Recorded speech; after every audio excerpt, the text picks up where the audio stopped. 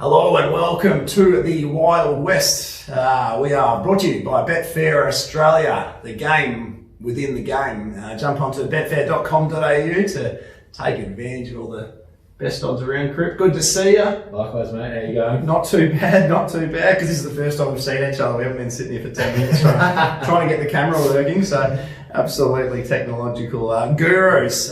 Crip, no William Pike in WA at the minute. Yes, he's on a bit of a holiday, but... Are you happy with that? Is that a good thing for you? Because you're a bit of a pikey... Yeah, I'm not pikey. I'm a big fan of pikey, but I find his mounts are usually overbet, which we saw last week with my two tips.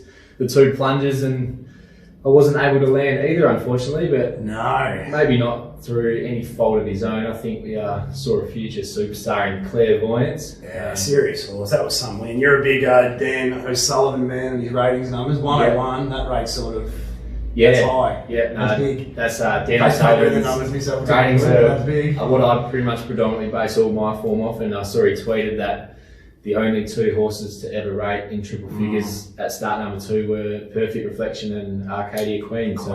Two Group 1 winners. So I think the connections of clairvoyance would be pretty exciting. Pretty happy, yeah. If, Travis Murray, friend of ours, good on him. So I'd be pretty excited to be a part of that. So also good to see they didn't take any offers. There's some big offers, I think, that got reported today. But they're staying put, which is great for obviously our state and good for racing. Yeah, we need to keep him here, don't we? We've lost every other good 3-year-old. So. You mentioned it earlier, the prices last week. The key thing is we love to try and find a winner, but I think between us we probably find as many winners as hopefully a couple more. But most punters out there. But the key is capitalising on the prices. I think the 5 that we threw out between us last week all started just significantly shorter. And then when we're recording this and we've got all corporates, it's not like we're just talking about one corporate or they've been up for an hour, they've been up for 4 or 5 hours, they've had a chance to move and do a bit of stuff. But Crippers 2 last week were pans down $2.30 to $1.60 odd. And Dark Mission was about $2.60 to... Yeah, $2.40 after deductions, even to $1.80, $1.90. Yeah, never let the truth get in the way of a good story. But it's just, it's integral. I mean, it's easy post-race to say, but there's no point in long-term, if you won't have any success, we're not going to, jumping into those sort of things at $1.60 when we've marked them even money or above. You've got to time your run. Yeah, well, that's the thing. For anyone out there that says, just because you beat the SP doesn't mean you're on the right track. Not that I do it, but you can always lay off a risk-free profit, so I think you're doing the same right. But anyway, enough about last week. Let's just what price did Silk and I start last week? A few people laughed at me for saying I got this at $1.95. No deductions, what price did it get into? $1.90? About $1.90, yeah. No, it's a good find by you, but you would have been a bit nervous on the turn. No, not at all. I didn't think it was a necessity to go back to dead last and make me lose my last 3 or 4 strands of hair. But the Wizard got us done before he'd... that's why you got the cap on? Yeah, exactly right, mate. No, Patriot support, mate. Just don't miss a game of the NFL. Is that what sport they're in? I think so. Alright, let's get stuck in. Let's learn enough of this crap. Alright, race 3. No interest in the first couple for me, Crip. Straight into race 3. I've actually got no interest in race 3. Alright, I'll kick off in race 3. The speed map looks pretty straightforward. I think from gate 1, Billy Ain't Silly should be able to jump and roll to the top. And currently around the corporates, they've got Queen Brown, clear favourite, just over even money, and Billy Ain't Silly is $3.30. Now, I think that price is the wrong way around. I marked Billy Ain't Silly a favourite over Queen Brown. I had him $2.40, Queen Brown $3.60. I'm potentially getting sucked into a bit. I know the hype because they are out the door first up, Billy. Or not first up, second up, I guess. Out the door. Big query here though is jockey you're pretty familiar with, and what Kira does with Castillo del Lago. I would not want to be on Billy if Billy's crossed and doesn't lead the race. Just some concern, Jerry Noski taking a sit and getting the best out of the horse in that sense. I think Queen Brown could out sprint. But interesting. Well, I think that Jerry was pretty keen to lead last start. She did a bit of work to get there, so would not imagine her having any intentions to hand up. Kira rode Castillo del Lago first up and didn't lead, and then Jared didn't lead on it last start either, so I've mapped that Billy will lead and Kira will sit outside, but we'll see how that goes. But I just think, Billy's a bit of a hype horse because they had that rain of fire in the same stable and they said it was better. There was a few whispers that Billy might be better, and and while it didn't win on debut, the horse that won all day session has since come out and subsequently run second to Clairvoyance, who we don't need to speak about anymore after that spiel we gave it 2 minutes ago. And then last start, I thought that while suited by the track, he was really strong through the line. The runner-up of that race, Empire Reign, has since absolutely cantered in. I just think out of the two fancies, it's got the better form lines, and we're seeing $3.30 compared to $2.10. So yeah, it's probably my first confident push of the day is Billy 8 Silly at anything over $3. All right, I like it. Queen Brown's definitely unders at 210 though. I'm unlikely to play any odds here. I sort of stayed out. So yeah, wouldn't be one. I agree. Wouldn't be one I'd lay on Twitter just because I'm going to be chips in Billy 8 Silly. Yeah, Queen Brown should get the sit behind what looks like a reasonable tempo as well. So yeah, you got to respect a 2-year-old that wins by the length it did. So, but yeah. All right. Moving on. What do you want to talk about? Oh, Massimo should win the fourth, but I'm not really diving in at the even money, sub-even money, $1.85. I marked it even money. I don't really want to play. Yeah, I at 260. While it was a huge run last start to be taken on. Yeah, 260. Yeah, really. Yep. I know it was taken on, but it was absolutely flattered by that hot rail. I think it was obviously the one. Serenity Bay's come out of that and really franked it. Yep. I won't be playing $1.80. I thought the Neville Parnham pair, Wrigley and Giraffe, could cause a boil over, but yeah, no, you just didn't have any bet. So move on. Race 5. I think we might have a difference of opinion here. We do. All right, we'll start with the map. Actually, have you? Yeah, well, this is integral, and I'm really interested to hear your thoughts here. So the two obvious speed horses in the race, Maginica and Fura. Fura has drawn outside of Maginica, but Maginica's 1,200 up to a mile. So I don't think it's... Look, I think Maginica's only a chance of winning this horse race if they try to kick through and lead. It's a far better horse jumping and running and rolling, but they may have the mindset because we're 1,200 to 1,600. If Fura takes us on, we might hand up. And I'm guessing you're going to be a Fura fan here, knowing the way you operate. I sure am. Yep. And I'm suspecting that you'll be wanting Fura to cross and not breeze. To be honest, I actually mapped it Maginica leading, Fura sitting outside. I just think the key here with that map is and I wouldn't be surprised if Mitch does push on and try and find the front, because Fura's a horse we know who can roll at a really strong tempo and keep kicking. That win at Northern a few starts back, they went nearly 10 lengths quicker than benchmark to the 600. So he's very tough. But I think the key here, if Mitch decides to take a sit outside Maginica, I don't know if there's a whole heap of pressure that's going to come from out wide, and I could almost see those two controlling the race from in front. How much do you want Fura to control it though? Isn't it a horse that goes better above? Yeah, for sure, but that's what the thing is. Mitch can have a look at finding the front, and if they're rolling, but they're going to be rolling anyway. So they will, yeah. Matty on Maginica, I dare say, won't be hanging about either. Funny thing with Fura, and this is an odd sort of theory I have, and I know you like some of the odd sort of theories. Fura's a horse to me, and don't get me wrong, I think Fura's a massive player here. Just like being devil's advocate, plus I'm about to declare something else. I think Fura is the type of horse that weight doesn't affect.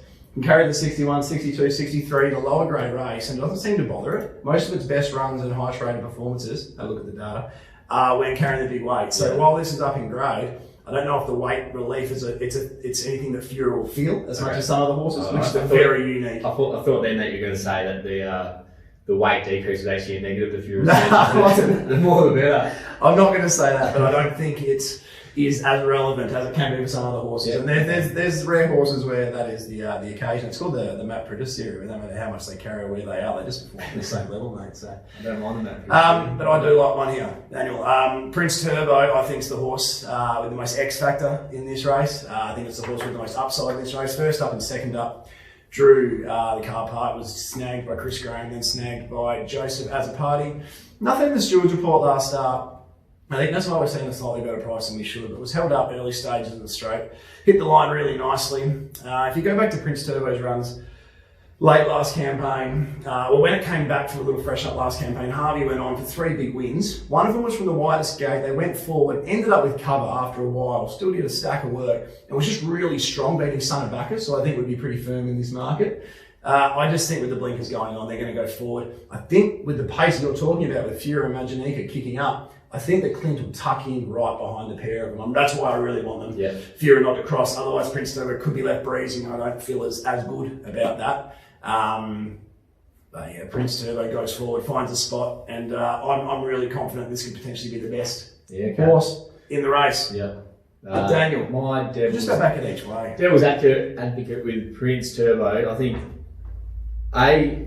it's suited over further. It's got up to the Rally Perth Cup last prep, so it'll whatever it does on Saturday, it'll improve when it gets to 1800 and above. Secondly, so won 3 in a row last prep. They were like 3 absolute peaches from Harvey, especially that third one you mentioned from Wide Gate. Still did the work from the Wide Gate to get there though. Very similar setup. Yeah. But and always racing, always right on speed. Nearly won a listed race after that too. Yep.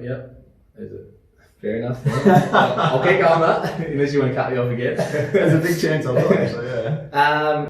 I thought last start, I know it got back, but it wasn't like it was flashing like one of those red alarm runs where I think it ran the 4th fastest last 200. I know Inspirational Girl. Do you remember that day? Yeah, of course, but you still see horses like, for example, we'll talk about later, Captivated Point, Aberdeen Queen, they flashed home and they would have ran the fastest and second fastest last 200 of the race, whereas Prince Turbo, he wasn't taking ground, and I know Inspirational Girl's a good horse, but he wasn't taking ground off her late. But the main query with Prince Turbo, CJP from Barry 10, it's not. Love it. He's he's a rated star of WA. He's not a bad job, but he's definitely not Paul Harvey. And for this horse to win last prep, it had to get 3 Paul Harvey absolute specials. So I'm taking it. What price you got him? I had it $14. $14. Yeah. So I had Fura. I know it's probably short. I had Fura at $2.30. I think there's just over $3 available at the moment. Our markets would be absolute cold. What price you reckon I mark Prince Turbo? No, in saying that, my big note saying no, this will trade $6-7. Yeah, like $4 or something. $3.15. $3.15. Yeah, okay. Yeah. Black Shadow was one of the main dangers too.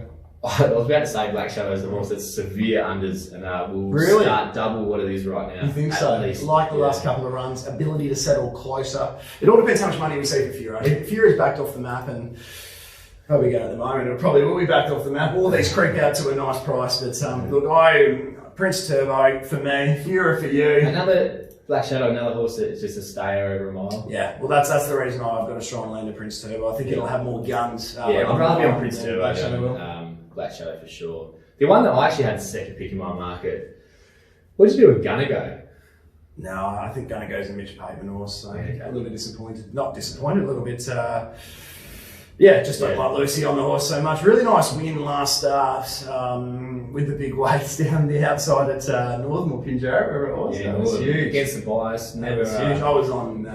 I was on Burning Magic and Demi go around at 20s and 30s over there. So another hard luck story. Yes. So let's talk about our first really passionate disagreement since we started. So I'm Team Fura. Best of the day? We'll get to that, but I'm still tossing that up. I'm on the fly, but anything over $3 is a good price. I think the local agency went up $4.40 this morning. So cheers, Brad. But he did put up a little coin, didn't he? Very mate. All right, Prince Turbo for me with a degree of confidence too. I think he can come over, grab Fura's back, and break Cripper's heart. Like race 6. Wouldn't be the first horse. No, it would have been the first horse. Jeez. Yeah, what did you do last week? You upset someone, I think, didn't you? Those two are off the absolute map. Gee whiz. You would have had a little fill up on Floyd though. I didn't load it up at all. Didn't you? One of those ones where I marked it favourite with Guns and Navarone in the market, and we then came out in the morning. Still $7.50. And just didn't get heavily involved. Pull the trigger. It's all let out with some guts. All right, leading girl, mate. What are we doing here? Race 6. Are you in the vortex? Are you in the leading girl camp, or are you taking it on from 1? I wouldn't say I'm taking it on, but not rushing to have a bet. Thought the 430 odd days between runs. I know it's coming back from strained tendon, but isn't as a concern for this stable as what it would for another stable, just because especially I think the horse is talented, Bob would not be sending one of his mares to the races unless he's pretty confident they're good to go. Yep. Thought her trial was better than what most of Bob's horses trial. It was like a really sharp trial. But yeah, Barry 1, I don't think it's going to find the box seats. You're going to be 3 back the fence. Pike isn't on, which as much as I do like Jared Noski, he's not Pike. I'm really looking forward to seeing how she returns. The other one I thought was the the clear second pick was The Rodeo. Again, slight concern, 35 days between runs, but his effort last start was absolutely huge. That was that Indian Pacific race where they went 1,000,000 lengths faster than benchmark to the 600, and he was never better than 3 deep the trip. And Long Beach made the form look good. Exactly. So, and then this is the third pick, which I thought could be, if you're playing those two, back and save, or Dutch again. The third pick in the flying that week would potentially Belmont Pago, just with the senior going on and draw as well. But what about you? The only horse that's come up above my market's Belmont Pago. Yeah. Marked at 10, currently 17, so things could change late. Leading girl, I've marked a tick over $3. I agree that you can really trust this stable from long breaks, but 3 or 4 back the fence. First up 1200, it's done its best work over a little bit longer. I just can't have that at that price. You've got to look around it. No real confidence to beat it. Nerodeo, I can never pronounce that horse's name. Looks here obvious, but as a Belmont Pago, if it wasn't 1400 back to 1200 and it was 15, 16 to 1, I'd be really super keen. But I'll be having something small on a place heavy basis, Belmont Pago, but I'm not going to get overly excited here. I reckon for those out there who like leading girl, I reckon you'll get much better late on the I think you will. Funny little thing, I was actually going to discuss this with you before actually. With Pike going, I've been interested to monitor what price a lot of these 3 smart runs are going to start. We saw one on Wednesday, Giant Leap. I saw a tweet actually from another WA tipster that he was basically getting stuck into Jared Noski for the ride. When's Pike coming back? I'm not sure about that. Really don't understand that. The ride was a 10 out of 10. Anyway, we can't be doing that. We can't be cracking it when your $1.50 pop gets the run of the race and doesn't win. I'm sorry. And I'm the worst at that most of the time. But in this situation, I'm not copying it. It'll be interesting what a lot of these runners do. That one stayed firm, if not firmed harder, even with Noski on. It might be race dependent. Well, obviously it'll be race dependent, but some of these have got to get out to. Some of them could get out to backable quotes because of that. Yeah, and we'll talk about it shortly. The leading girl. This just reminds me of the Western. Which Western was it a few months ago? Western Pride. Western Pride. First up for Bob, and I think it was it 230 out to 350, but never really looked like losing in the run. So if you see a drift on leading girl, I wouldn't be too concerned. Wouldn't let it turn you off. I just think that it's very well found at the moment due to its colours, but its true price, you might see better later. I hadn't actually thought about that. It could be the bet consideration lane if you get out to a quote. Yeah, for sure. Yeah, it's all about numbers in that race for me. I'd be happy playing about 3 or 4 different horses, but it's all about numbers. If leading girl drifted and the rodeo stayed around that 440 mark, I could easily have a little 2-horse play there. Yeah, for sure. 2 class runners. So, race 7, no major interest. Money matters. Hard to have at 1,000. I think it'll probably win the race, but that price $2.60, $2.70 is bare bones. Just wanted to mention one very quickly. Arafura has been absolutely flying for Maddie, who can't ride a loser at the moment. I think it could potentially grab the back of We've Got Dreams. It shakes off Tranquilla Sunrise with 51 kilos, just wiggles to its outside. Off we go. Something around 20 to 1. Small little each way, Daniel. That's it. Nah, fair enough. Don't really have anything to say. I will quickly touch on that. We've Got Dreams currently pretty short at the moment, around I think it's $4 or $5. But $4.20. No doubt we'll start close to $10. There's never any support for this horse, but if you'd like to have a bet each way, We've Got Dreams starts $8 plus. I know Kira reckons it's the fastest horse she's ever sat on out of the gates. It'll be going to the front, and if, especially if the track's playing slightly on pace, it'll give you a great run for you, mate. Every start, it's like a boat without an anchor, isn't it? It just drifts. Yeah. Quite incredible. Monitor the prices late. That's why we love the exchange, don't we? Yeah. The other one we're going to be here all day, but Undisclosed, absolutely horrible first up at trial. Since has been good, and her best form would go very close in this too. Suitable map for it too, with the amount of tempo in the race. So another race you can probably find some value. Also, welcome back to Troy Turner. He just punched home with race 1. Pretty happy about that, aren't you? He's got a little glow in his face at the moment. It's the first plunge I've landed since the war, I think. So it's good to be back. Do you remember race 8 over the 1,400 metres? You were pretty keen last start on Dark Mission. Yeah. They went, what did they go? 8 or 9 lengths below. Slower than benchmark to the 600. Over the 1,200, that's actually quite unreal to go that slow. As disappointing as it was on the eye, I just said complete forgive run. Happy to follow, or happy to. Oh, you keen yet? No, not keen. But pretty much happy to forgive next start when it gets up to 1,400. But just from this draw with no Pike, I think it's come up pretty short. Is it 250? It's come up pretty short, 250. Oh, I've actually marked a 235 after the scratching and double the pro. I think she's one of your better bets of the card. I do think that what we can do with her at that price, the best part is, let's wait to see them make some ground down the middle of the track. Sure. As long as the rail is fine and happy, as long as the rail's not red hot, I should say. As long as the middle of the track, as long as the middle of the track is playing okay. I think she just wins, to be honest with you. Tiffer Spoken from the inside draw looks the main danger, but that's what the market says anyway, so not really spouting anything too exciting there. But no, pretty keen dart mission, but let's wait for a late price and let's see them make some ground first. Okay, I'm actually surprised. I wasn't expecting you to tip dart mission, so yeah, you can see. I don't have the mental scars you do from last week. Exactly. That's the thing, so I stay there. Yeah, that's one of those things. I've got a golden rule, like don't back markers until you see how the track plays. If it's a heavy, unless you're getting a crazy price, unless you have the big you really have to be getting a muck up price. So. Yeah, and muck then up price. A muck up price. Yeah, I've never used that before. You like that one? Yeah, muck up. Sounds like it. Yeah, sounds like I'm like in year 6. I think. Yeah. Tip has spoken, danger. I wasn't sure if you were going to tip playing Marika. I know you're a big fan of the horse.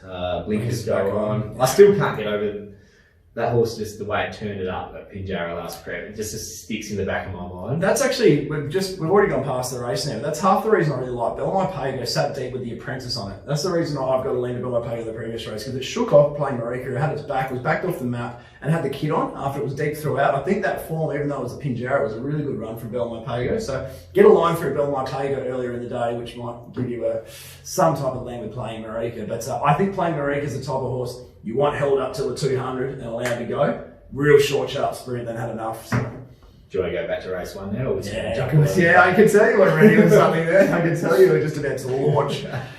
Staying race to finish the day. You've probably got no interest here. Before we go on staying race, I just wanted to say, Captivated. We'll go back, are we still? Captivated Point is absolutely flying, and they're going forward. Are they? I think so. There you go. I'm very disappointed it didn't draw a gate, because that was one of the bigger runs against the bias. We've been waiting for Captivated Point. I know, sad. Very hard to have. The other one, Don't Leave Out Your Quaddy, Chest of Flight. Alright, let's go. So staying race. hang on, field. If we're taking the field, are we? Except that. Gee Christ, the Dark Mission will $2.20 pop a win. You got no interest here? No, don't do staying races. I don't do the form very often. I just want to comment. Darren McAuliffe is a genius. Serious. He's a genius, isn't he? The money came for Axel R8. It was off. I think it's Accelerate. Accelerate, Jesus. Well, that's supposed to. Alright, fair enough. That's very good. Accelerate. That's live. They've got me there.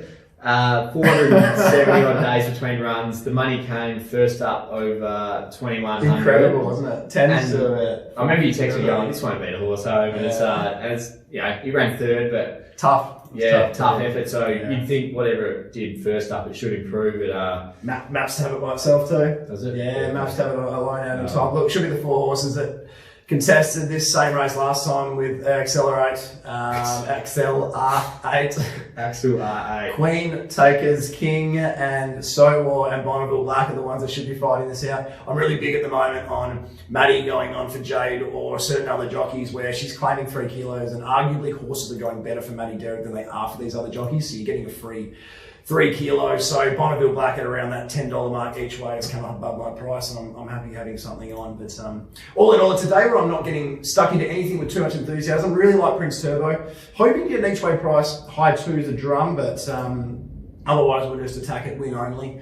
But a day where I think you can spec a bit of value around some of these horses that there maybe is a risky leading girl, maybe a risky 1 or 2 others. So good day for potentially a bit of value. Yeah, it's a good day to just wait and see how the track plays, and wait and see what fair prices we get late and adjust accordingly. Exactly right. Yeah, no, I'm actually looking forward to it. We've got some dry weather, and I think we should appreciate it, because one of the biggest front of the year is coming through on Sunday, and I reckon we'll be racing on the heavy Wednesday. We're racing it all, So when you're not punting full time, you're a meteorologist as well, are you? My dad's a farmer, that's what he says. Actually, we better get a ring on. You've got to go to your job at Bomb in a minute, don't you, mate?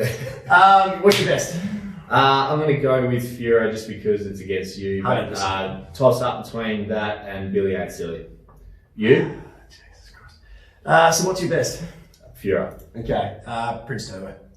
Dad, there you go. Simple. Alright. I just wanted you to say that. That's okay. So, that's another episode done and dusted. So good luck on the weekend punches, and as always, gamble responsibly.